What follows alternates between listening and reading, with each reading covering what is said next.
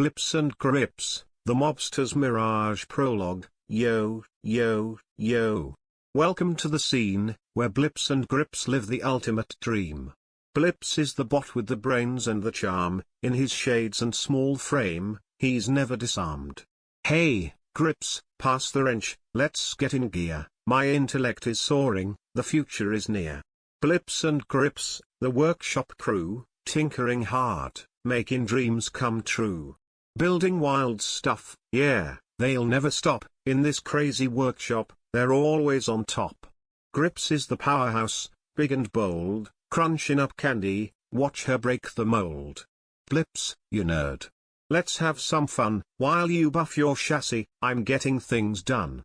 So remember the names, when you hear this beat, Blips and Grips are the ones you wanna meet. In their crazy workshop, they shine like a star, with friendship and laughter, they'll take you far. And now the story this time, Grips, please refrain from initiating combat with the locals. Blips sighed, adjusting his shades in the mirror-like surface of his newly buffed chassis. Grips, towering over him, grinned with her one red eye blinking rapidly. Only if the locals ain't asking for it, you rust bucket. Scene setting dum-dum, have you completed your caloric intake? Blips asked, glancing at Grips as she shoved another handful of donuts into her sizable metal maw. I'm eatin', ain't I? Grips growled, crumbs tumbling down her frame. What's it to ya, nerd? We are scheduled to arrive in 1940s Las Vegas in approximately 12.67 seconds, Blips declared, ignoring her crude manners. Home to the incipient mob influence, transforming a mere railroad town into the epicenter of human decadence. Las Vegas, 1947, sprawled before them. A desert oasis of neon lights, smoky casinos, and newly minted hotels shimmered beneath a dry, orange sky.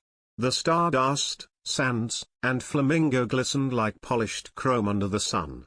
It was a place where fortunes were won and lost, deals were struck in smoke-filled rooms, and gangsters ruled the night. Perfect. A place with danger, and you can't even lift a wrench, Grips snorted. Blips adjusted his shades, his tone dripping with sarcasm. Your enthusiasm for peril never ceases to amaze me. One would think you'd appreciate the subtlety of intellectual observation rather than blundering through history like a rhinoceros with delusions of grandeur. Dialogue. They exited the Chrononautilus, Blips' small feet clicking against the sand as they approached a lavish casino entrance. Grips slumbered beside him, clearly unimpressed. Place stinks of cigars and bad decisions, she remarked, scanning the crowd of gamblers and mobsters through her single, glowing eye. Indeed, Blips agreed, his optics focusing on the glimmering lights and mobsters in pinstripe suits. The city's criminal undertones are almost palpable. One can practically hear the gears of illicit enterprise grinding beneath the surface. A man in a sharp suit walked by, and Grips elbowed Blips. Looks like we're gonna fit right in. You with your shades, me with my fists. Blips scoffed. I dare say, Grips, subtlety isn't your strong suit, but given the intellectual caliber of our surroundings, you may not be too conspicuous after all. Grips ignored his insult, grabbing a candy bar from a nearby vendor and tearing into it. You talk too much, nerd. They entered the casino, and the din of slot machines, lively music, and laughter filled the air. A burly man with a scar across his face approached them. Who are you two, huh? I don't think I've seen you around, he growled. Blips tilted his head. Ah, a delightful specimen of the criminal underworld. Your physical intimidation is most commendable, but I must inquire, do you understand the inverse relationship between intellect and brute force?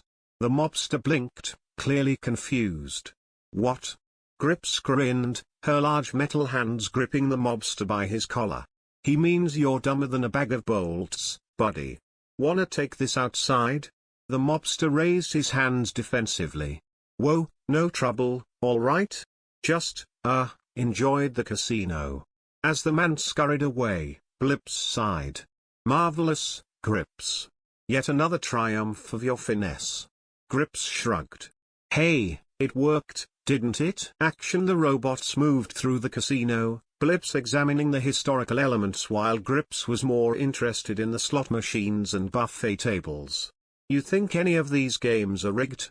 Grips asked, stuffing another candy bar into her maw.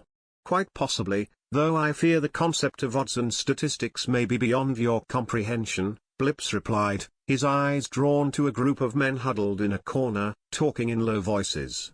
"You smell that, Blips?" Grips sniffed the air, her single eye narrowing.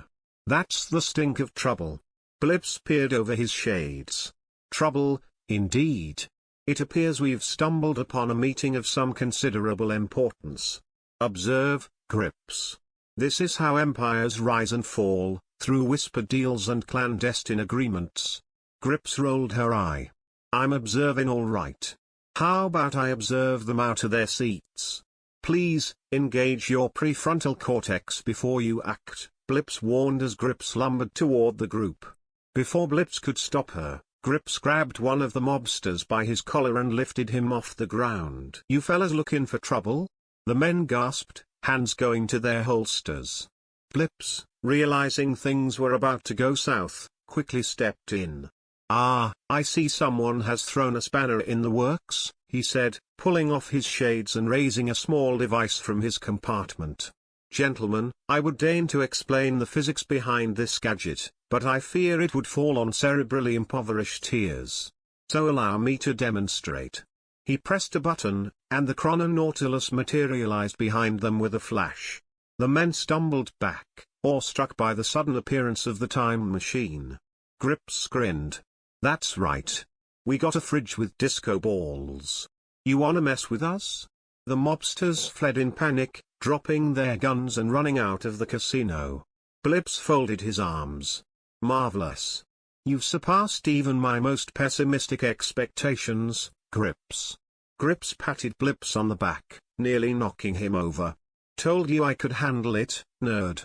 Ending as they made their way back to the chrononautilus, Grips slung a sack of candy bars over her shoulder while Blips shook his head. "Grips, if your intellect were any dimmer, it would surely create a black hole," Blips muttered, re-entering the time machine. Grips chuckled, settling into her seat. Yeah. But I'm still stronger than you," Blips sighed as the chrononautilus began to hum once more. "Victory will be mine. Someday." Epilogue. As the chrononautilus vanished into the time stream, the city of 1940s Las Vegas returned to its usual chaos, oblivious to the fact that two time-traveling robots had just thwarted a potential mob conspiracy. Inside the time machine, Blips spuffed his chassis while Grips munched on another donut. "Where to next?" Grips asked, mouthful of crumbs. Blips smirked. "Somewhere far from mobsters and your gluttonous tendencies. Perhaps ancient Babylon. But that's a story for another day."